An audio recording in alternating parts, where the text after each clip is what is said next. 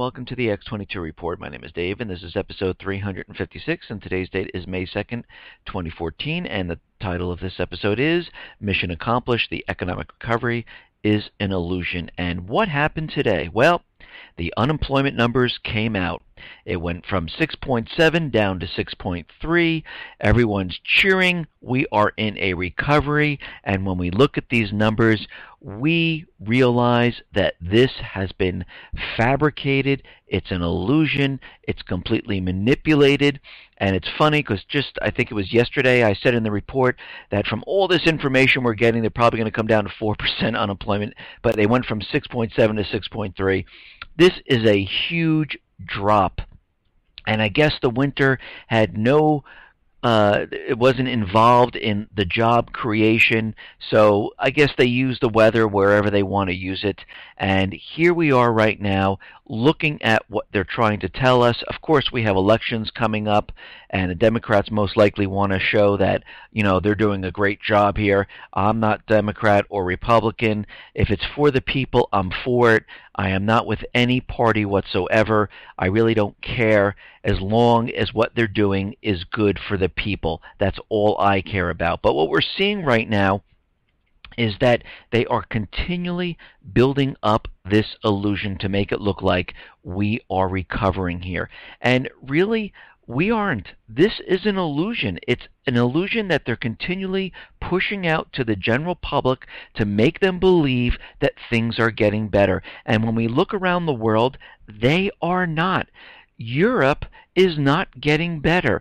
It is getting worse. Unemployment's getting worse. More debt on the countries. Austerity on the people. This is not going well. And this is why the central bankers, U.S. government, are trying to provoke something out there in Ukraine, in the Middle East, in Africa, in Japan, China area, over the Senkaku Islands. They are trying to get something going. They need this event. They need war to start to cover up this complete collapse of the economy. And they understand this, they know this, and they need to keep the illusion up a little bit longer so they can get this event started. Now let's begin with the economic collapse news here. We're going to head out to Italy, and we understand they have very high unemployment there. They have a lot of austerity, and right now thousands are protesting against austerity and unemployment.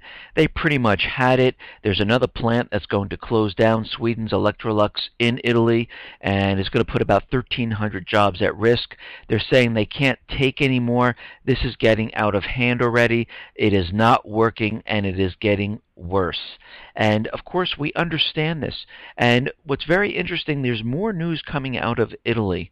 They're saying that the Banca d'Italia, there was a document from the bank saying that Italy's gold is held in New York, London, and Bern. And there's about 1,252 tons not in Rome. And most of the remainder of this gold is spread out in different areas. And they're saying there's probably about 1,000 tons that are in New York in the Federal Reserve Bank in their vaults. So I'm wondering if Italy is going to say, you know what, we want our gold back because we see what's happening in our country. We are falling apart. We are in so much debt, and it's time to recall our gold, just like Germany did and many other countries have. And of course, they're going to get the same answer from the Federal Reserve. Sorry, you can't have it. Maybe you can have it over maybe 25 years. Does that sound good? We'll give you an ounce a day or something like that. And we know this is not going to work out here if they decide to ask for the gold back. Now, out in Cyprus, we understand that they're under capital controls. This has been going on for over a year. And finally, they're going to remove some of the capital controls. They're going to remove all domestic controls. They're going to be lifted except the opening of new bank accounts. And right now, The prohibition on cashing checks as well as caps on domestic transactions and payments that don't require central bank vetting have now been removed. The only thing that you can't do is get to your money. You can't move it to a bank outside of the country. That is not allowed, and you can't take out all of your money. So you can cash a check, you can't open a bank account, and you can do pretty much everything else inside the country except remove your money. This is what they're still holding on to right now, because they realize if they remove that, everyone's going to run to the bank and say, I want my money out. Or if they allow the people to transfer their money outside of the country and outside of the banking system in Cyprus, they know that everyone is going to do this, because you have to remember these people lost about 47% of their money inside the banks. It was replaced with worthless bank stock, which they really can't do anything with because the bank was in trouble. They needed the people's money, and they gave them a piece of paper, which means nothing because the bank was in trouble. So right now, I still think, and I still see it the same way, the capital controls are still in effect. People can't get their money. Yeah, they can go in and cash a check, but they really can't get their money out of the system at this point. So capital controls, to me, are completely still in effect at this time. Now, we understand in Europe, they're saying that, oh, this is fantastic. We are in a recovery.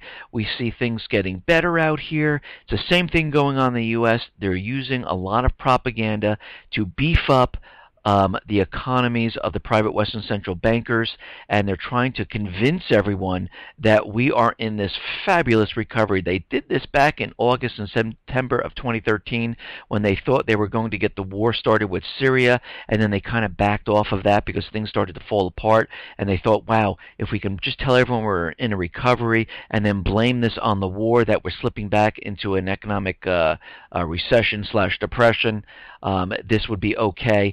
But that didn't happen at the time, and we saw that the economies actually just slipped by themselves into a depression, and here we are today, still in a depression. Nothing's really changed. They're just trying to convince everyone that everything is getting better. And if we really look at this in Europe, there's about 18.9 million people across Europe that are unemployed in March right now. Greece and Spain, of course, have the highest unemployment rate, around 26.7 and 25.3%. And right now across the entire European nations, unemployment is around 11.8%. So it has pretty much stayed the same from February to March. Nothing's really changed. So really, things are not getting better. There's millions upon millions of people out there that are completely looking for jobs, cannot find them, trying to make ends meet, and these countries are taking on more debt, which means more austerity, which means more people out of work. So this can no way get better at this time, and they realize this, and this is why they're trying to start these events around the world, which will lead into war, because they feel this is the only way they can get out of this. Now, Secretary of Labor Tom Perez, he's dismissing today's reported drop in the labor participation rate. He went on to say that the rate drop is a mere fluctuation, possibly due to seasonal workers not yet entering the labor market. And of course, this is all fluff. They also came out today with a report saying that they looked into the BLS manipulating numbers, and they found absolutely nothing. I say for now on and going forward, maybe we shouldn't have the government look into government manipulation or government spying or government doing things not the correct way. Maybe we should have a panel of the people go in and take a look of exactly what they're doing. And I'm sure we would find things a little bit different than what they're reporting, because every time they have some type of investigation on themselves, it always seems like, no, nothing wrong here. We didn't find a damn thing. And it seems like maybe we need to change some laws here, and the government shouldn't be able to investigate itself. Maybe the people in each state should get together, form a committee, and bring the people in from the 50 states to do an investigation to see if they're telling the truth. Because I think if we do that, they would be very nervous, and all of a sudden you would find that something went on. They are not giving us the correct information, but they'll never do this, because then we would break open everything that they're doing, and we would see that they've been lying to us all along, and they're not going to have that happen at this time. Now, of course, the Democrats are out there, and they're out there saying that, after this long, hard winter, the lowest unemployment rate in 5.5 years, we finally did it. Mission accomplished. We have really brought the unemployment down. The economy is recovering. Everything looks fantastic. Well, we know this is a bunch of BS. We know that this is an illusion. We know the numbers are manipulated. We know how this whole entire system works right now. And right now what we're seeing, and this is what they're telling us, is that 288,000 jobs were added in April, far higher than expected. They only expected around 218,000. And of course they revised last month's numbers down to about 203,000. And all of a sudden the unemployment rate came down from 6.7 to 6.3, where they thought it was only going to go to 6.6. That is a huge drop. And it seems like it's always a big drop in election years. But, they're keeping the illusion alive that we are in this recovery, making everyone believe that we are. Everyone look at the stock market. See, look at the stock market. And when we look at all this information, we understand that the BLS is fudging the data. The number of people not in the labor force soared to 92 million, the second highest monthly increase ever, or 988,000. So what's going on here? Well, if we really look at this, where are the jobs that they're talking about where everyone's getting employed? Well, when we look at this, most of the jobs are in the temporary field and in education, health, and retail. This is the majority of the jobs, the low-paying wage jobs. This is not going to sustain an economy, especially when we're having all of these layoffs. These layoffs continually happen, and these people have been making, 80, 90, 100, 110. They're not going to find these high-paying jobs, and I did a report on this, that all these high-paying jobs are not out there. They're going for these lower wage jobs, and when this happens, you know what happens. People can't afford their houses anymore because they bought this house at a certain income level. When they go down in income levels, they can't afford the mortgage payments, they can't afford their car payments. You see foreclosures, you see repossession, and everything starts falling apart, and this is what we're going to see. But what's very interesting here is the most important age group for jobs, those workers ages from 25 to 54, which represent the bulk of the U.S. labor force, and they are also the best and most productive group. Well, the young workers category, those under 55, there are about 259,000 jobs. They were lost. These are high-paying, good jobs, never to be seen again. They are completely gone.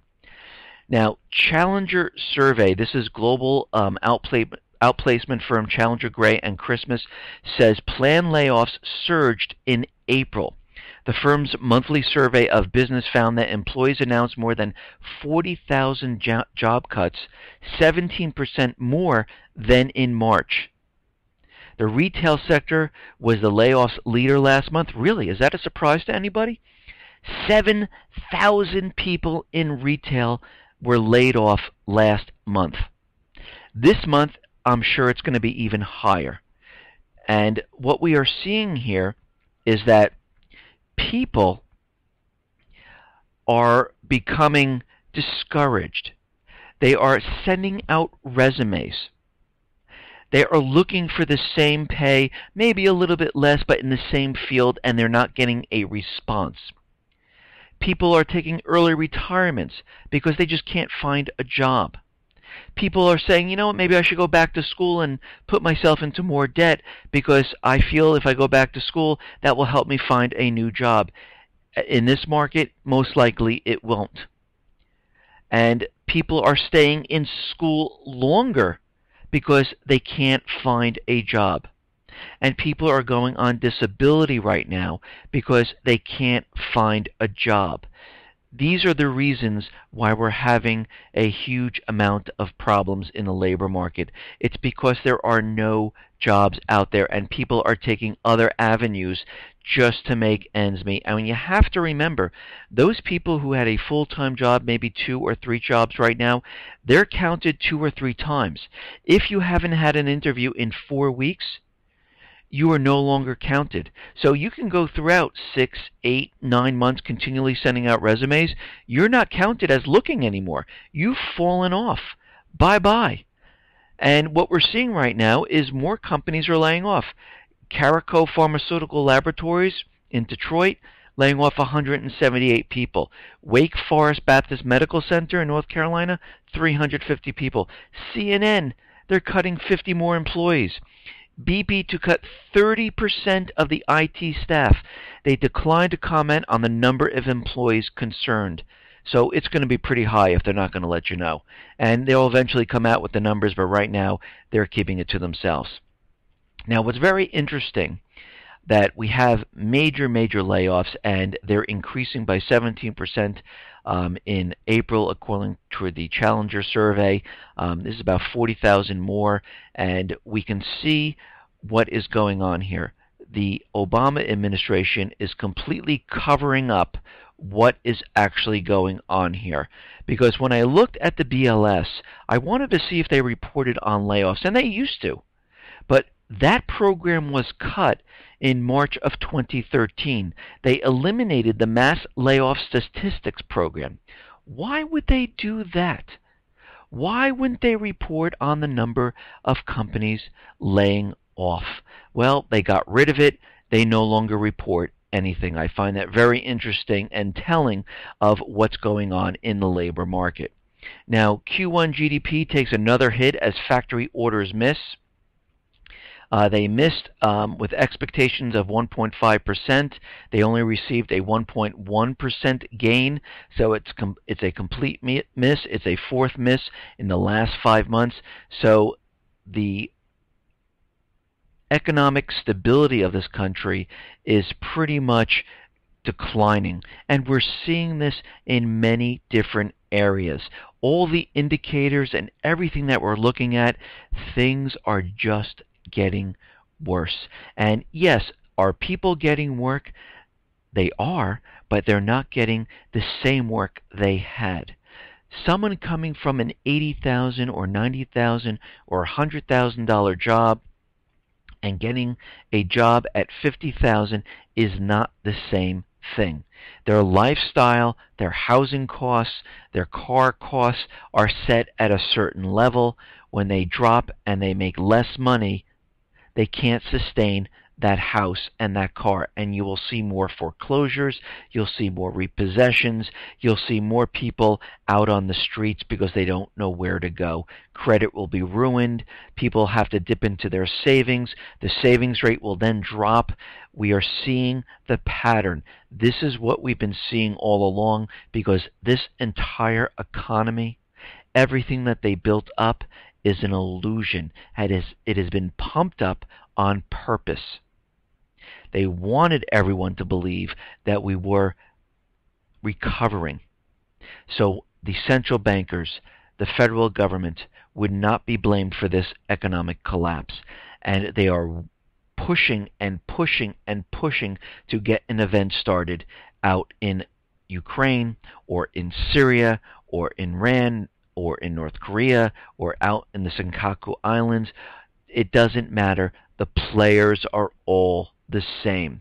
They will all include Russia, North Korea, China, Iran, Syria.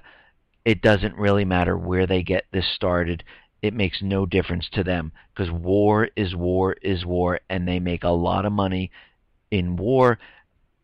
All eyes will be off of them because of the collapse, and they'll say another country created this entire economic collapse, and this is why we need to go to war. Okay, now we understand that the DHS has fusion centers all around the country. We understand that the NSA is spying on us. Of course, the government officials lied to us and told us, no, we weren't spying on you. And then we found out the truth. Yep, yeah, they were spying on us and violating the Fourth Amendment. I hate to say this, but all those people that lied and those people who decided to spy on the American people, they are traitors to the United States of America. They violated the Fourth Amendment. They really should be going to jail. And what we're seeing right now, after 9 years and regular praise from the officials at the Department of Homeland Security, the 77 fusion centers have become pools of ineptitude, waste, and civil liberties intrusions. And there was a 141-page report by the Senate Homeland Security and Governmental Affairs saying that, these fusion centers are irrelevant. They're useless. They can't do anything. They don't produce intelligence in finding terrorists or anything. What are they actually doing? Well, they weren't developed to find terrorists. DHS was created to keep an eye on the American people, to control the American people, to spy on the American people, because they understand when this collapse comes, this is the force that will guard the government officials, because the people will be very, very upset. They will not want this government in power. They removed their rights, and they needed some type of force to be inside the United States to go after those people that would pose a problem to their authority. And this is why they created DHS. This is why the fusion centers were created. This is why when they created this report and they can't find terrorism and they're not really doing their job, because they believe that the fusion centers were created for this, but they really weren't. They weren't created to find terrorism. They were created to find domestic terrorists, those people that would be a threat to the government officials. Okay, now it looks like there is a move by a Congressman, Chris Stewart, a member of the House Appropriations Committee. He has begun a motion to defund and disarm federal paramilitary units currently operating within the color of law and under various lawyers' shadowy federal policies and statutes. Now, he's looking at forces like the IRS, the Postal Service, BLM, all these other federal agencies that have weapons, are purchasing ammunition. He's saying that these type of agencies do not need weapons or ammunition.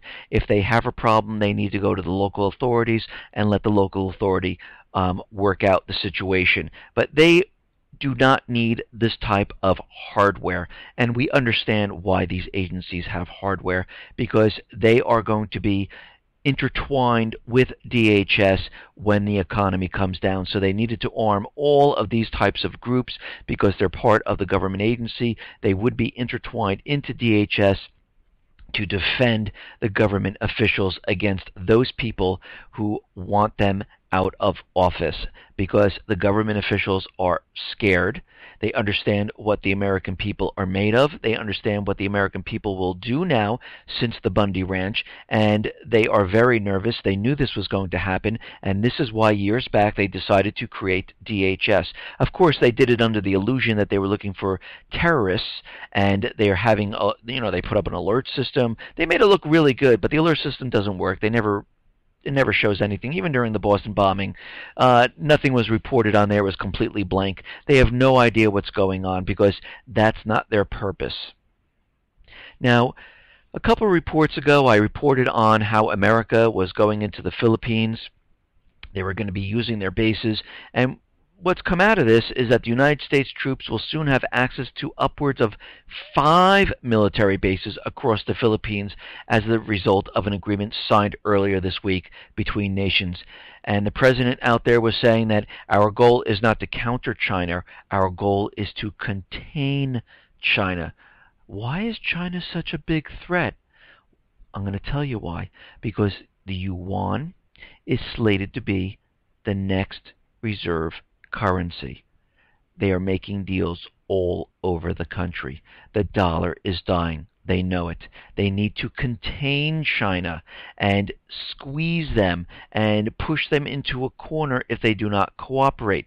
And they encircle China just in case they need to start some type of war, and they are ready to go into bringing China down. And this is why they've been doing this, and this is why President Obama is saying that our goal is to contain what has been happening, because they understand they need to get this war started somehow, some way, before the dollar actually collapses.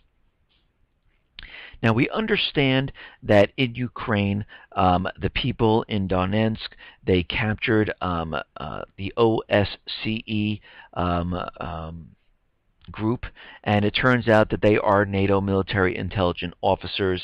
And right now, Russia's saying, well, we're part of the OSCE, and we weren't even consulted about this group at all, and now we're finding out that these were NATO observers. And, you know, Russia, President Putin has been trying to have them released right now, and again, they were spying on the protesters, and they were caught. So right now, the elite German Special Forces unit is on standby to go into this area to release the OSCE observers. Florian Hahn, German Bundestag deputy from the CDU party, suggested sending German special forces to free German citizens, members of the German-led OSCE team of inspectors detained by the self-defense forces in the eastern Ukrainian city of Slavansk. The elite military unit has reportedly been put on alert and ready to go. So if they actually go into the country, this is kind of an act of war, because they captured spies in Ukraine at this time, and they're holding them. And eventually they will be released and let them return, but at this point they are still being held. Now, Ukraine is out there, and Ukraine aviation authorities have unilaterally banned Russian air companies to make flights to the eastern Ukrainian cities of Donetsk and Kharkov starting today. Gee, why would they be doing this? Because they started their mission and they are pushing forward, and they're using their anti-terrorism forces.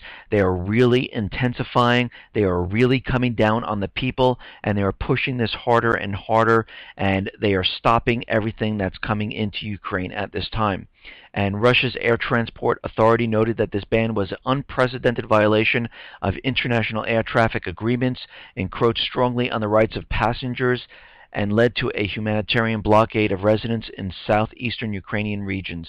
And again, they're doing this on purpose because they are really pushing this anti-terrorism forces. They're bringing in a lot of hardware. And you have to remember, yesterday, the IMF said, listen, you get control of the southeastern portion of Ukraine, or we're going to take away your bailout. So the bankers are actually telling them, you better do something or you're not getting the money.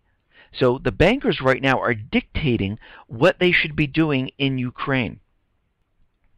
Now, of course, President Obama and German Chancellor Angela Merkel are out there, and they are saying that the U.S. and the EU are preparing for more broad sanctions. And the president is out there saying, should Ukrainian presidential elections scheduled for May 25th be impeded by Russia, President Obama said, and there are going to be more sectorial sanctions against Moscow, and they're going to put this on other individuals in Russia. And we'll have to see if they actually do it on sectors of Russia. I think they're nervous still about doing this because they understand that the boomerang effect would have a horrific, catastrophic effect on the European nations and United States, because these nations and the U.S. are very, very fragile at this time. One little hiccup would completely decimate the economies of all of these countries, and it would be like a domino effect. Everything would just become tumbling down. Now, the people in Slavansk are saying that there were right sector fighters dressed in civilian clothing. They were trying to enter the town in groups of 3. Pro-Kiev forces included snipers speaking with foreign accents. Residents are setting up barricades to defend their homes. So far, 3 Kiev's helicopters have been down. Self-defense forces of Slavansk managed to rescue 1 pilot who was left to die by his commanders. And we can see what is happening here. This is completely getting out of hand. Kiev is continually pushing because they have their marching orders. They have their marching orders from the U.S., they have their marching orders from the IMF. And right now, Kiev is unleashing battle helicopters, APCs, and they are bringing in more and more troops. They are unleashing heavy weaponry on the people, blockading civilians in the town. And the EU is saying that they're very concerned about what is going on there. And of course, they know what's going on there. They're part of this. And Kiev has intensified its military operation in the eastern Ukraine, with armies surrounding the anti-government stronghold of Slavansk, blockading more civilians with military helicopters, keeping the people back, not letting them do what they normally do. They're trying to push the pro-democracy people of this region down. And you have to remember, we are seeing a huge amount of military force being used on Ukrainian people.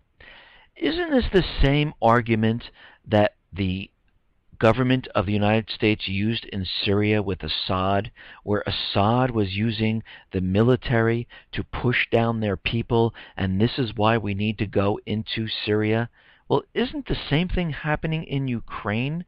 The military is coming down on the people who want to secede from the puppet government. Wasn't the U.S. just supporting the same people? Well, really not the same. They were supporting their coup, but the message was they were supporting the people and their right to join the EU and their right to protest and their right to overthrow the government if they don't agree. Well, it seems like they're talking out of both sides of their mouth, and of course, in this country here, they're in control of the puppet government, so the people's rights mean nothing. They're not in control of the government in Syria, so the people's rights mean everything. See how this works? They're in control of the puppet governments in the Middle East, so those people, which they call Al-Qaeda or terrorists, mean nothing, because they are terrorists. So if they control the puppet government, the people who criticize or go against the puppet regime are instantaneously called terrorists. Now, in Odessa right now, there are 38 people that die after a trade union house was set on fire. It looks like pro-Kiev radicals set the building on fire. There were people inside. They were dying from smoke inhalation. They died from the fire. And we can see that they are just riling the whole situation up, and they're continually pushing and pushing and pushing and provoking and provoking and provoking. Now, like I said in my reports going, maybe 4 or 5 back, the central bankers, U.S. government, do not want peace. They will not stop. They will continually push this forward. They only know force. Of course, back then we said there was an agreement. There was a Geneva de-escalation agreement. And what happened?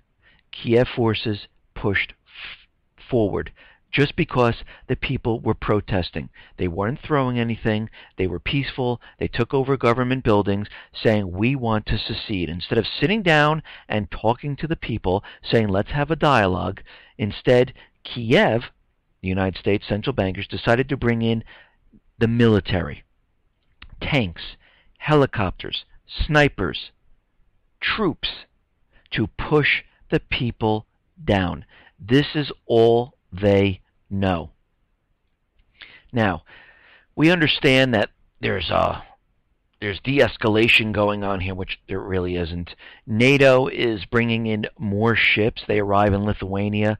A group of NATO ships has arrived there to ensure regional security. The group of ships is composed of 4 minesweeping ships from Norway, the Netherlands, Belgium, and Estonia, as well as 1 supply vessel. The ships will take part in intensive military drills, stopping off at various ports in the region. So we can see what's happening. NATO is continually bringing in more and more ships, more and more supplies, more and more military assets, and they're saying that they're being used for drills. And the United States central bankers did the same thing when they went into Syria. They brought in the military assets into Jordan. This is going back to August 2013. They brought in the troops. They said they were having drills, and just so happens they left everything there because they realized they were going to do something later on. The same thing's happening here. They're bringing in all these military assets. They're saying it's a drill, but they're leaving them in position. They're not returning them where they came from. They're keeping them all in the area because they're encircling Russia at this time. Now, Russia is out there and they're calling for extraordinary meeting of UN because they are saying, where is the UN in all of this?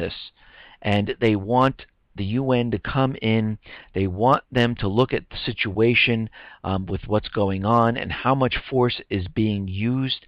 And again, we will have to see what happens. And right now, Ukrainian army helicopter gunships delivered strikes at massive gatherings of civilians in the eastern Ukraine city of Slavyansk. A city resident said on Friday, helicopter gunships have made several attack runs and delivered strikes, the eyewitnesses said. So we can see what's happening. The Ukrainian acting government wants their money from the IMF. The bankers are telling them, listen, you want this money? You need to secure the country to receive this money. So they're out there in force along with the United States, the central bankers. This is why the CIA, the FBI, Joe Biden were all in Ukraine because this was planned. This operation was planned. The forces were going to move forward, and I have to say they were bringing in Blackwater, they're bringing in paid mercenaries, they're bringing in military assets, all under the cover of night, just like they do in Syria. There is no difference whatsoever, and they are going to continually push and push and push until they can get something done here, and that something is to provoke Russia into doing something. And if they cannot provoke Russia, we might even see them use some type of false flag to blame it on Russia, to say, yes, it was them, and we need to do something extra now to quell what Russia is trying to do to Ukraine. And this will spark World War III, and it will get out of hand. But we'll have to see how that turns out. Now, we understand in the Middle East, there's major problems out there, and Saudi Arabia has moving further and further away from the United States. They've been making deals with Russia. They've been making deals with China. They made a deal with China. They're building this whole gigantic oil refinery, and they've been also trading in yuan. And what we're seeing right now is Saudi Arabia purchased Chinese missiles. Saudi Arabia's military for the first time displayed Chinese-made intermediate-range missiles during a recent military parade in the kingdom. They unveiled 2 Chinese DF-3 missiles in the latest sign that they have moving further and further away from the United States and embracing China and Russia. And there's a lot of countries that are doing this now, because if we look around the world, China has been making deals with UK, Australia, New Zealand, Central Africa, Iran, Syria, Russia. They're all now dealing in yuan, bypassing the dollar, because all of these countries realize that the US dollar as the reserve currency is completely dying, and they understand that this whole system is collapsing.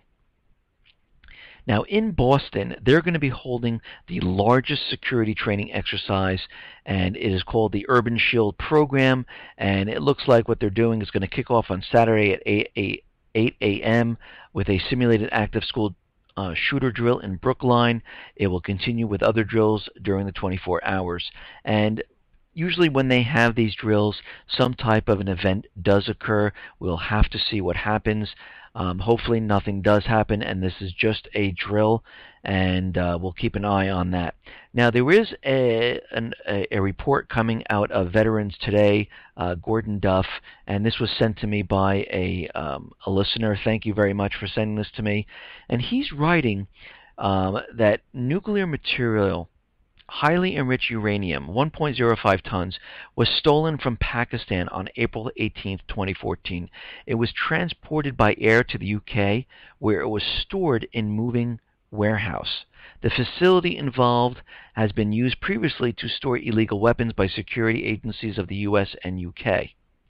From there, the shipment was, which they were informed of, broken into 3 parcels and is being transported as he is writing this at 11:07 Eastern Time, May 2nd. Shipments are to have left from both Heathrow and Gatwick Airport.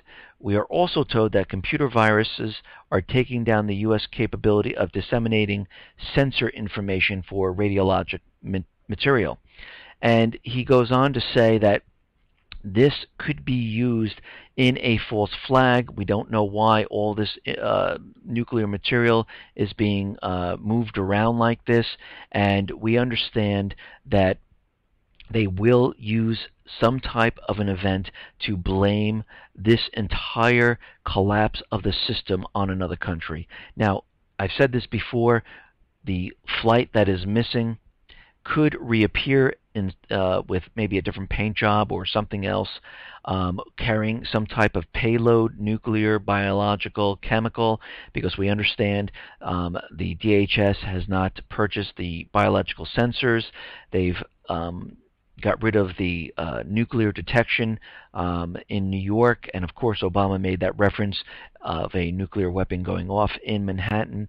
And now we're seeing we've also had other reports of medical radiological material gone missing in the United States, and now we're seeing this report that more nuclear material has gone missing, headed towards the United States. Now, this could be used for this event, and like I said, this next event, I do believe, is going to be a multi-pronged event. It will not be one little boom. I think they're going to have to really bring this home to move the people in the United States and to make sure they understand that this country brought down the financial system by using a cyber attack on the financial system, either using a cyber attack or a physical attack on the electrical grid and exploding some type of nuke, chemical, biological, to really have that impact of the country doing something, because cyber attacks you really can't see, but they can then say, yes, they also cyber attacked, they brought down the financial institution, we're under capital controls, you can't get your money out, lights have gone out in certain parts of the country, and this would allow them to say, oh yes, we've been monitoring the situation, this has come from Russia combined with Syria and Iran, and now we have to go to war. And this is why we've been preparing, this is why we've been talking about this, because we understand what we are seeing out there is a complete illusion. This is a central banker illusion to make us believe the economy is getting better so they can bring this event here to the United States to blame another country so they are not blamed, because they do believe they believe that they will restart the entire system once they make all their profits from the war and they kill half of the population. Listen, everyone, thanks a lot for listening. Be well, be safe, and especially be prepared. Thanks a lot.